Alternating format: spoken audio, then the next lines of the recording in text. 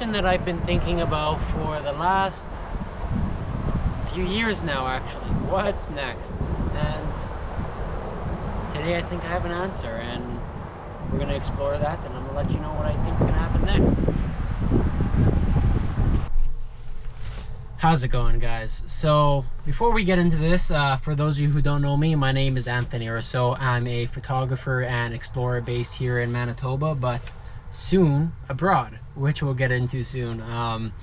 But what's next is a question that's been on my mind for quite some time now, and it means a few things to me. What's next in my life? What's next in my photography? What's next in travel? A lot of new next things are coming up, so today I'm going to share that with you guys. So what's next is the East Coast. That's what's next for me. So I'm going to be heading all the way to Newfoundland in this is my 2011 Ford Escape.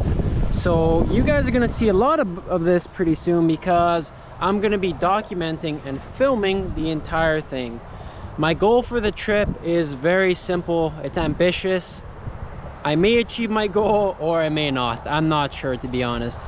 I would like to post videos of the trip every 1 to 3 days of the things I do, the sights I see, the adventures I go on, and of course the photography and the images I take. Now, I'm not a videographer, guys. I've never really been into video. The thought of doing this honestly scares me. It's gonna be a lot of work, but it's something that I'm just ready and excited to dive into. So I'm gonna do my best just to film this entire trip and see where it takes me, and hopefully you guys can see a pretty epic adventure along the way. But since I'm gonna be driving the entire way there, it's gonna be quite the road trip. I figured I'd do a little bit of a tour of my home base for the next month or so while I travel to the East Coast. Excuse the wind, as you can see it's quite windy out. The audio probably isn't great, but bear with me here. So like I mentioned, this is a 2011 Ford Escape. It is all-wheel drive, so it gets me to some interesting places. It's no 4x4, but it does the job. Figured I'd kind of get away off the beaten path and make this video to show you guys what's going to be happening next. So like I said, this isn't any Jeep, it's no Toyota 4Runner, but it does the job. It certainly would be considered a budget build. That's a understatement, but I guess I'll just let you guys know what I've done with it. So we'll start with the front. So the first thing I did was I installed this bull bar on the front. I just needed somewhere to mount my auxiliary light bar, just because I do a lot of night driving in the middle of nowhere to get astrophotography, etc, etc. So that really came in handy. As you can see, it's extremely beat up. It's been used and abused, as the entire vehicle has, as you can see, but that was the first thing we did. And then I upgraded my headlights, just your standard LEDs off Amazon, nothing too crazy. Now for wheels and tires.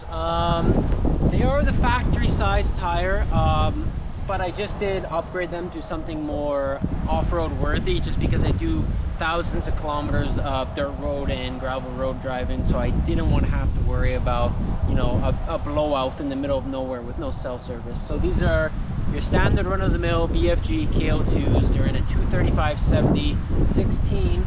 Speaking of that, it is a 16-inch rim, but this is the factory rim that I had powder coated black, just to give it a slightly nicer look. And then in terms of suspension, it's stock suspension all the way around, other than a 2-inch strut spacer in the front, because that's about all you can do to a Ford Escape. There's no aftermarket support other than that, but it increased the ground clearance just enough that I'm not too worried about smashing anything up underneath the vehicle. So now coming to the interior of the vehicle is where things actually start to get a little bit more interesting. This is where I've made the most amount of changes. As you can see, the entire inside has been stripped and converted for car camping, which is what I'm going to be doing for the next month or so as I travel all the way from Manitoba to the East Coast. And the reason that I'm going to be doing so much car camping is because I'm not driving straight to Newfoundland. I'm going to be taking my time and stopping in plenty of locations throughout Ontario and Quebec and possibly even going to the United States on the way back. So this is where we're going to start. Here in the back, we removed the entire subfloor. It was my father and I. We one day just went and took out all the bolts that had the plastic subfloor, ripped it out, threw it away, and we cut a custom plywood platform to sit back here where the rear seats would have been.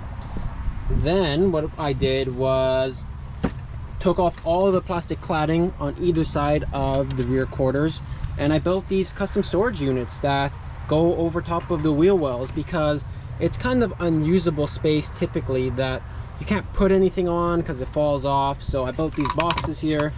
On this side, these are my window covers that cover the front window and all the side windows, so it can be completely blacked out in here and kind of give me some privacy. And then for those of you that are wondering, this cable I can feed onto my roof, and I actually have some roof mounted lights that I could throw up there for some night driving for extra light. So I just, when I'm not using them, I just put the cable back in here, and it's pretty simple. Then on this side, I have a bunch of tools. I have gloves, 12-volt air compressor, different wrenches, zip ties, pliers, anything you could need in a pinch. And there's lots of extra room in there. Then under the floor, as you see here, we have a little hidey hole. This is kind of where you can put anything more valuable that you want to hide away, and hopefully, you know, God forbid anybody ever does break into the vehicle while I'm not in it, but hopefully it would be safe in there. So now coming around to the passenger side, as you can see, I completely removed the passenger front seat. Now, I'm sure somebody has done this before in an SUV. I personally never seen it done before, but this is an idea I've always wanted to try and I thought would work, and well, I was right, it worked.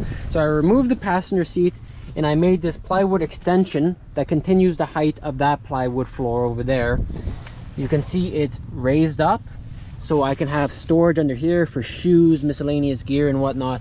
I still have access to the glove box, and what this section is for is sleeping. So if I hop in here, I can sleep right here beside in the passenger footwell. And the reason I did this was, my idea was, even if you took this seat out, there's not a ton of other things you could do with this area. It's so narrow that it's not really good for storage, but it's just enough width to sleep in. So I decided I'm gonna sleep here and have all my storage in the rear of the vehicle. And so far, this idea has been working on some small trips. I do have a 6-inch high density mattress that fits perfectly in here in between the console and the door frame, and it's actually super comfortable. I have more than enough room to stretch out all the way so I can sleep perfectly flat. I have all my storage back here that I can stack a ton of stuff. I have room down here, and all in all, it's actually quite a decent setup. So probably my favorite thing about the Ford Escape is its size. It's a small little 4-door SUV. It's not a big Yukon, it's not a big Escalade, it's just a small little vehicle. And I can fit it down some pretty small little trails that you shouldn't even be taking a vehicle down. Like, I take this thing down quad trails all the time, but it has just enough room in the interior that it's comfortable and I can take all the gear I need for long trips. So now that you guys kind of have an idea of my setup and my vehicle that I'll be taking, and you have an idea of where I'm going to be going and what you can expect from me, I think that kind of answers the question of, well, what's next? So now that that's all out of the way, you guys see my setup, I've kind of told you my plan. I'm just gonna ramble a little bit. So like I said, I'm no videographer, I'm no Peter McKinnon, I'm no Casey Neistat, I'm no Tom Heaton, photo tripper, none of those guys. But I'm an explorer, I'm a photographer, and I'm just an adventure seeker. So I was gonna do this East Coast trip no matter what, whether I was gonna do YouTube videos daily or every 2 days, whatever it turns out to be, or not. But I just looked at it this way. I was gonna be gone for 1 to 2 months, and I'm gonna see some crazy stuff along the way. I think it would be a shame not to record it and tell my story to you guys, because I think it's gonna be pretty interesting what you guys are gonna see and the places I go to. But it's not just about video. I still am going to be showing all the photography step by step, explaining my process to all of you guys and showing you guys the actual finished images that you would see on my Instagram or on my website. Now, those of you that came over here from my Instagram, I do appreciate all of you who are supporting me and have been supporting me throughout the last few years, but I think if I didn't do these YouTube videos, what would be the point of the trip? You'd get a couple good photos, but the experience is what really matters to me personally. So you guys are gonna get that. You're gonna see the good, the bad, everything in between of the trip. Whether it's amazing or whether it's horrible, you guys are gonna find out along with me. So I appreciate you guys all clicking on the video, and if you want, feel free to subscribe, because like I said, it's gonna be daily 1 to 3 day videos I'm gonna try and upload, and let's just see where this adventure takes us. I think it's gonna be a pretty fun one. Alright guys, thanks for watching.